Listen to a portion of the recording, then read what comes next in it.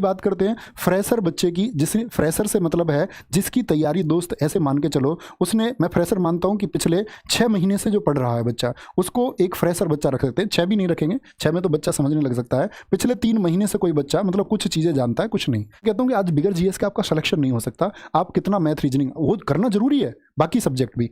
तो पिछले 3 मंथ से तैयारी कर रहे हैं तो बच्चे अगर बेसिक जीएस, एक तो बात है बेसिक जीएस आती है नहीं आती, भैया बेसिक जीएस कहाँ से पढ़े थ्योरी में। तो बच्चे देखो, अगर मैं अपनी बात करूं तो हमारी येलो बुक है, येलो बुक है, एकदम बेसिक है, वो आप पढ़ सकते हैं। बाकी मार्केट में ऐसा नहीं है कि आपके पास और किताब है, आपके पास लूसेंट है तो लूसेंट है तो भैया फिर भी येलो बुक लेनी पड़ेगी। मैं कहूँगा कि कोई एक स्टैंडर्ड बुक आप पढ़ लो, ठीक है। मनोहर जैसी बुक मार्केट में बहुत सारी और किताबें हैं, कोई एक बुक रखो अपने पास। मैं बता रहा हूँ आपको सबसे लिमिटेड कंटेंट येलो बुक की, क्योंकि इसके बारे में बच्चे आप में से ऐसे हैं बहुत सारे जानते होंगे, ठीक है। येलो बुक भैया ये तो एकदम बेसिक जीएस के लिए रही, एकदम बहुत साधारण जीएस के लिए। इसमें बच्चे स्टैटिक जीके, मैंने बोला कल सेल रहेगी 10 बजे से स्टैटिक जीके। अब बच्चे इसका इंग्लिश वर्जन भी आ चुका है, ठीक है। इंग्लिश वाले बच्चों को भी चिंता करने की बात नहीं है। स्टैटिक जीके कल से आपका ऑनलाइन 99 में आप इसको कल ले सकते हैं स्टैटिक जीके को। और साथ में अगर बात करते हैं आपका भैया तीसरी किताब कौन सी रहे, मैं बोलूँगा बच्चे तीसरी किताब आप ना लें। तीसरी किताब के लिए मैं आपको बताऊंगा, तीसरी किताब आप लेना 15 अगस्त को, ठीक है।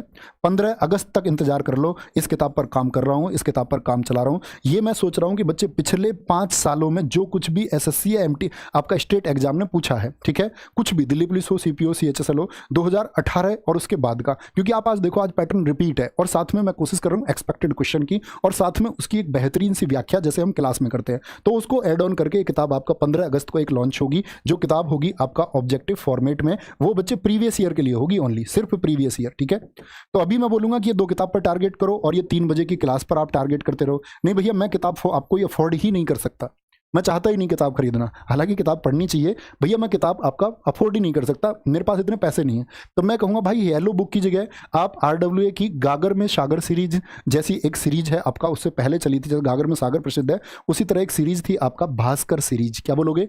भास्कर सीरीज है बच्चे, हर सब्जेक्ट के लिए आपका भास्कर सीरीज आरडब्ल्यूए की है। उसमें हिस्ट्री की क्लास भी है, उसमें ज्योग्राफी की क्लास भी है, कहने का मतलब है उसमें आपका इकोनॉमिक्स की क्लास भी है, उसमें भैया स्टैटिक की क्लास नहीं है सिर्फ। तो भैया स्टैटिक की क्लास कहाँ से करें? आप लिखना बच्चे यूट्यूब पर जाकर के, अगर आप कोई किताब नहीं खरीदना चाहते, आप लिखो CGL static GK by Naveen sir, CGL static GK by Naveen sir, ठीक है।